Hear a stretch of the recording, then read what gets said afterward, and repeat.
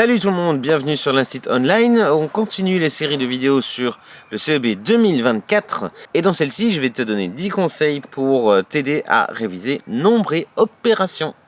C'est parti.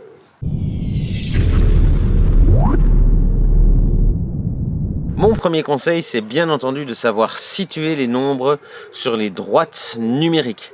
Généralement, ce qu'il y a comme genre de question au CEB, c'est qu'on va te donner une ou plusieurs droites numériques et tu vas devoir situer des nombres qui sont dessus. Alors fais attention, quand tu as plusieurs droites qui sont l'une en dessous de l'autre, tu dois à chaque fois t'assurer que l'intervalle entre deux nombres, eh bien tu l'as compris. Donc tu sais ce qu'il faut faire pour passer d'un nombre au nombre suivant. Parce que quand tu as des droites qui se suivent, généralement l'intervalle va changer. Donc si tu te dis, voilà, pour la première droite, je dois faire plus 50 d'un nombre à l'autre, il y a 99% de chances que tu ne dois pas faire plus 50 sur la deuxième droite. Ok? Donc tu dois bien vérifier ça.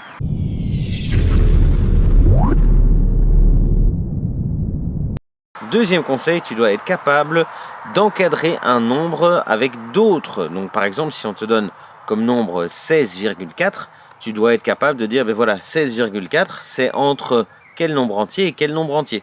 D'accord? 16,4, c'est entre 16 et 17. Ok? Mais tu dois aussi être capable de faire ça par rapport à des centaines. Donc 16,4, c'est entre 0 et 100. Ok? 16,4, c'est aussi entre 16,3 et 16,5. D'accord? Donc tu dois être capable de situer des nombres comme ça, les uns par rapport aux autres.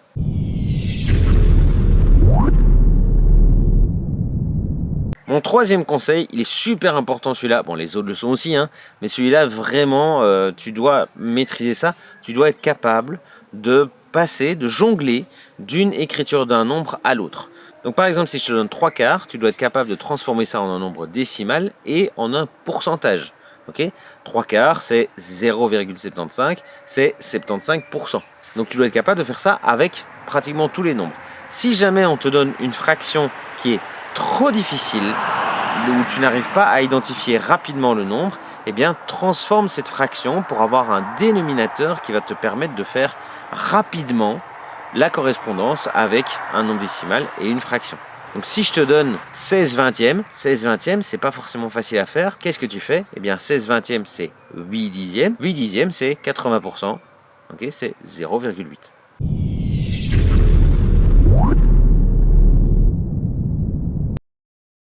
Alors justement, j'enchaîne avec mon quatrième conseil. Tu dois être capable de rendre une fraction irréductible. Ça veut dire que tu ne dois plus être capable de la diviser, le numérateur et le dénominateur, par le même nombre. Okay? Et j'en viens justement à un concept dont tu as peut-être entendu parler, c'est simplifier des fractions. Pour simplifier une fraction, tu dois tout le temps effectuer une opération identique sur le numérateur et sur le dénominateur. Par exemple, la fraction 2 quarts, eh bien, je peux diviser 2 par 2, je peux diviser 4 par 2, ça me fait 1 demi. Okay, 1 demi, je ne sais plus diviser ni 1 ni 2 par le même nombre, donc qu'est-ce que je fais? Eh bien, je fais rien. 1 demi, c'est une fraction irréductible. Okay, tu dois toujours essayer de simplifier des fractions. Petit rappel justement pour les fractions, si tu veux être capable d'additionner ou de soustraire des fractions, il faut qu'elles aient le même dénominateur. Tu ne peux pas additionner ou soustraire des fractions qui ont des dénominateurs différents. Ça fait 3 sixièmes plus 1 sixième, ça fait 4 sixièmes. Et après, qu'est-ce que tu fais? Tu la simplifies. 4 sixièmes, ça fait 2 tiers.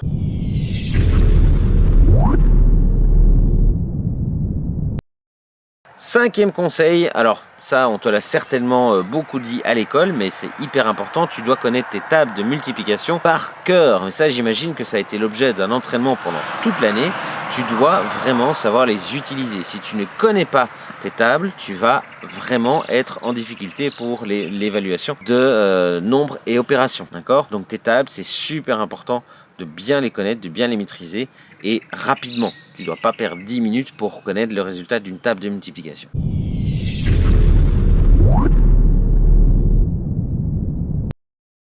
Mon sixième conseil, ça va concerner les caractères de divisibilité. Tu dois aussi, là, très rapidement, identifier par combien tu vas pouvoir diviser un nombre. Je te rappelle que pour diviser un nombre par 2, tu dois juste savoir le couper en 2 parties égales. Attention, ça doit être des nombres entiers. Okay, un nombre qui est divisible par 2, c'est un nombre qui est pair. je reparlerai de paires juste après. Okay, un nombre, pour savoir s'il est divisible par 3, eh bien, j'additionne les chiffres qui composent ce nombre et je vérifie si le total est un multiple de 3. Alors, je peux le diviser par 3. Même chose pour 9.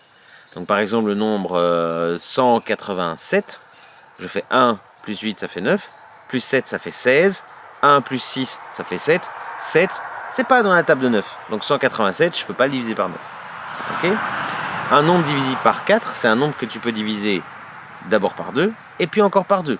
Et un nombre, divisible par 8, c'est par 2, puis par 2, puis par 2. Okay, un nombre divisible par 10, c'est un nombre qui se termine par 0. Un nombre divisible par 5, c'est un nombre qui se termine par 0 ou par 5. Okay, etc., etc. Je suis sûr que tu as vu ça à l'école, mais n'hésite pas à revoir ça parce que ça va te faciliter les choses.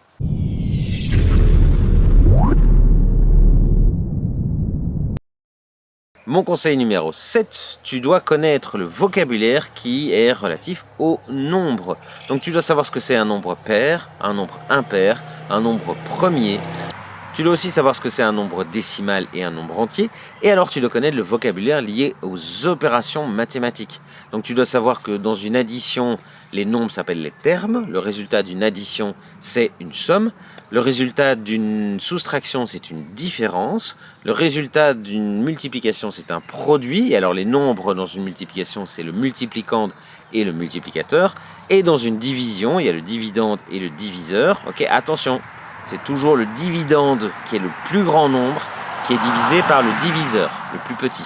Okay, le résultat s'appelle le quotient et ce qui reste s'appelle le reste. Okay, évidemment, les 4 opérations mathématiques de calcul écrit, tu dois savoir les faire. Donc n'hésite pas à encore t'entraîner. D'accord, petit rappel pour la virgule, le résultat d'une multiplication. Tu additionnes le nombre de chiffres qu'il y a derrière la virgule dans le multiplicateur et le multiplicand. Okay, si tu as 3 chiffres derrière la virgule au total de ces deux nombres-là, tu auras 3 chiffres derrière la virgule dans ton produit.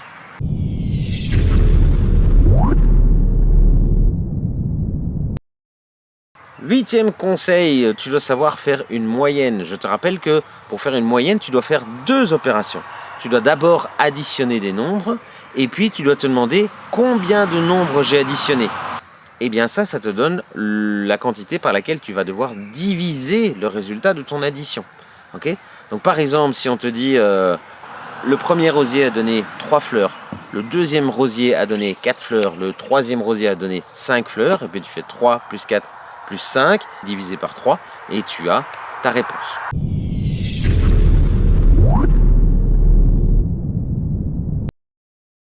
Neuvième conseil, tu dois bien entendu revoir tes procédés de calcul mental. Là aussi, je suis sûr que ça a été vu, revu encore et encore en classe.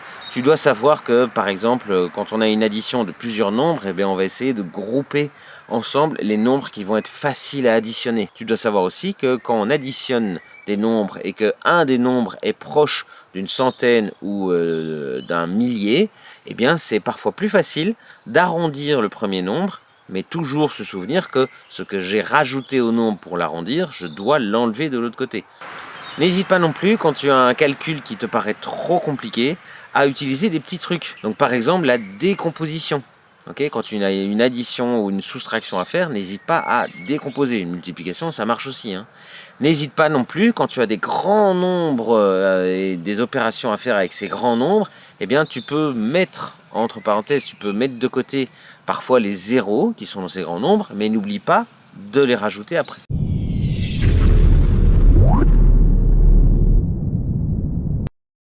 Dixième et dernier conseil, tu dois bien entendu savoir faire des calculs écrits. Alors quand tu fais des calculs écrits, tu dois savoir utiliser les preuves. La preuve, c'est toujours le calcul inverse. Donc la preuve d'une addition, c'est la soustraction. La preuve d'une soustraction, c'est l'addition, etc. Ok ?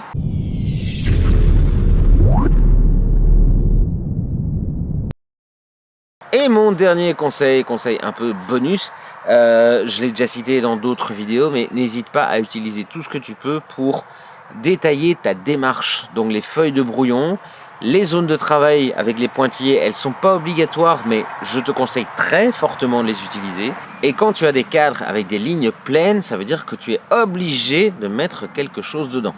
Un petit dernier truc, j'ai déjà vu dans certaines épreuves de lundi qu'il y a quand même des élèves qui ne répondent pas à toutes les questions. Sincèrement, c'est perdre des points, c'est dommage de ne pas essayer. Donc voilà, essaye vraiment de répondre à tout. Cela dit, si une question est trop difficile, ne reste pas coincé dessus, utilise plutôt ce temps-là pour répondre aux autres questions, mais essaye quand même d'y revenir par la suite. Voilà. J'espère que cette vidéo t'aura été utile. Si c'est le cas, n'hésite pas à mettre des pouces en l'air, ça fait toujours plaisir. N'hésite pas à partager la vidéo autour de toi si tu penses qu'elle peut être utile. Et puis moi, je te retrouve très très vite pour encore 1 ou 2 vidéos pour le CEB 2024. Voilà. Que tout se passe bien pour toi, prends soin de toi et courage, je suis sûr que tu vas y arriver. Voilà. À plus.